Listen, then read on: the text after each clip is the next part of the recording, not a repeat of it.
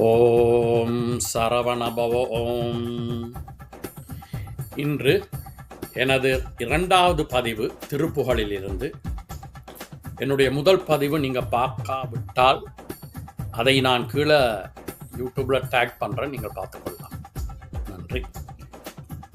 இன்று நான் எடுத்துள்ள பாடல் 13வது பாடல், அருணகிரிநாதரால் வழங்கப்பட்டது. திருப்பரங்குன்றம் முருகப்பெருமான் திருக்கோயில் சங்கம் வளர்த்த மதுரையில் அறுபடை வீடுகளில் இது முதல் படை வீடான கோயில். இது ஒரு குடவரை கோயிலாகும். குடைவரை என்றால் என்ன? மலை பாறைகளை குடைந்து உருவாக்கப்பட்ட கோயில் என்ற அர்த்தம். பாடல். சந்ததம் பந்தத் தொடராலே சஞ்சலம் துஞ்சித் திரியாதே, கந்தனென்றென்றுற்றுணை நாளும் கண்டு கொண்டன் புற்றிடுவேனோ, தந்தியின் கொம்பைப் புணர்வோனே சங்கரன் பங்கிற் சிவைபாலா, செந்திலங்கண்டிற் கதிர்வேலா தென்பரக்குன்றிற் பெருமாளே. இப்பொழுது இந்த பாடலை பதம் பிரித்து கூறுவோம். சந்ததம் பந்தத் தொடராலே, சஞ்சலம் துஞ்சித் திரியாதே, கந்தன் என்று உற்று உனை நாளும் கண்டு கொண்டு அன்பு உற்றிடுவேனோ, தந்தியின் கொம்பைப் புணர்வோனே சங்கரன் பங்கில் சிவைபாலா, செந்திலம் கண்டிற் கதிர்வேலா தென்பரக் குன்றில் பெருமாளே. இந்த பாடலின் விளக்கம் மிகவும் இலகுவானது. முதல் சொல் சந்ததம் என்றால் எந்நேரமும் அல்லது எப்பொழுதும். என்ன எந்நேரமும் எப்பொழுதும்? அடுத்த சொல் பந்தம்.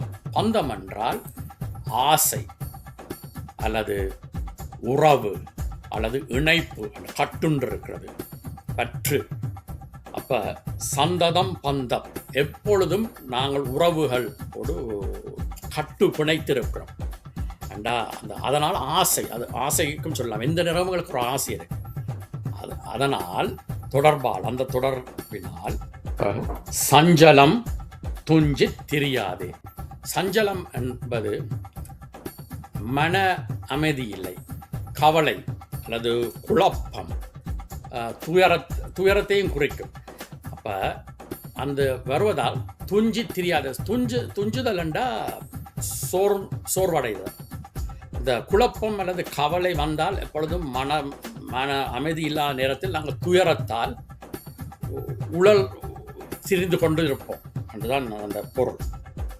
கந்தன் என்று உற்று உனை நாளும்.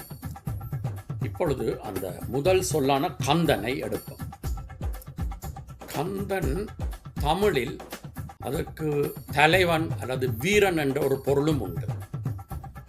அதை வடமொழியில், அதாவது சமஸ்கிருதத்தில் ஸ்கந்தன் அல்லது கண்டன் அல்ல கார்த்திகேயன் கார்த்திரேசன் என்று பெயர்களில் கூறப்பட்டது. வால்மீகி ராமாயணத்தில்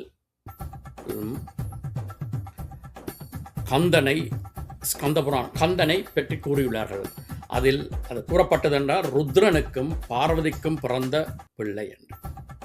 இப்போ கந்தனை வேற எங்கெங்கெல்லாம் கும்பிட்டு இருக்கிறார்கள் பழங்காலத்தில். இப்போ எங்களுக்கு தெரியும், இப்போ இந்த ஊரில் தமிழர்கள் இருக்காங்களோ அங்கெல்லாம் முருக வழிபாடு உள்ளன.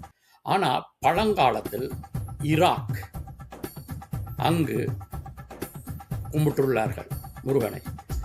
ஈஸ்ட் ஆப்பிரிக்காவில் முருங்கு என்று அவருடைய பேரை வச்சு கும்பிட்டுருக்காங்க. சைனாவும் ஜப்பான்லேயும் அவங்களுடைய பௌத்த சமயத்திலேயோ அல்ல போதிசத்வாலேயும் கந்தன் என்று கூறுகிறார்கள். அதனால் கந்த வழிபாடு, முருக வழிபாடு ஒரு பழமையான வழிபாடு என்று எங்களுக்கு எடுத்துக்கொள்ளலாம். இந்த கந்த கடவுளை பரம்பொருளாக நோக்கி எடுத்து உணர்ந்து என்ற உற்று என்பதற்கு என்னும் ஒரு பொருள். உணர்ந்து உனை நாளும் என்றால் சதா காலம், எப்பொழுதும் உன்னை வணங்குகிறோம். கண்டு கொண்டு அன்புற்றிடுவேனோ. இதில் கண்டு கொண்டு என்ற அர்த்தம் என்றால் உள்ள கண்களால் என்றால் அறிவு கண்ணால் கண்டு உன்னை தரிசு அன்பு செய்ய வேண்டும் என்பதே பொருள். தந்தியின் கொம்பை புணர்வோனே. புணர் என்ற அர்த்தம் மனம். புணர்வோனே, ஓனே என்று சொல்றது இதுல மனம் புரிந்தவனே. யார? தந்தி என்றா யானை, கொம்பண்டா தந்தம். இதுல அப்படியே ஆண் யானை குறிப்பது. ஆனா இதுல அருணகிரிநாதர் சொல்ல வர்றார், ஐராவதம் என்ற பெயரை உள்ள யானையை வளர்த்த அவளே அண்டா அதன் அவளை மனம் புரிந்தவனே, அதாவது தெய்வ யானையை மனம் புரிந்தவனே என்றதான். சங்கரன் பங்கிட் சிவை பாலா. இதுல சங்கரன் என்பது சிவபெருமானுக்கு, பங்கிட் சங்கரன் பங்கிட் பக்கத்தில் இருப்பவள் அல்லது சங்கரனின் அரைபாதியில் இருப்பவளே, அதாவது பார்வதியின் சிவையண்டா பார்வதி, அவள் பாலாண்டா குழந்தாய்.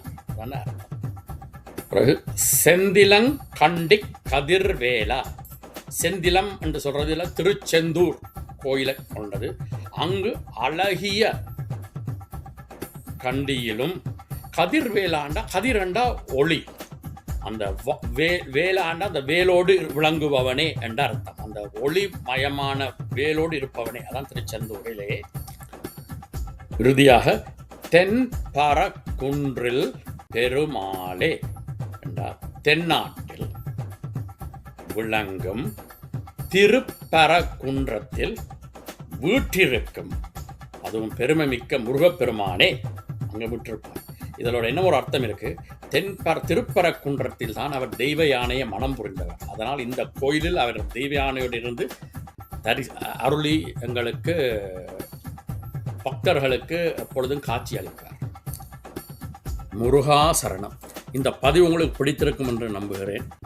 எல்லோருக்கும் முருகரின் அருள் வேண்டும். அவர் அருளால் நாம் யாவரும் மகிழ்ச்சியோடு இருக்க வேண்டும். அன்பே முருகன். இந்த பதிவு உங்களுக்கு பிடித்திருந்தால் அதுக்கு லைக் போடுங்க. மற்றவர்களோடும் இந்த பதிவை ஷேர் பண்ணிக்கொள்ளுங்க. அடுத்த வீடியோவில் சந்திப்போம். நன்றி, வணக்கம்.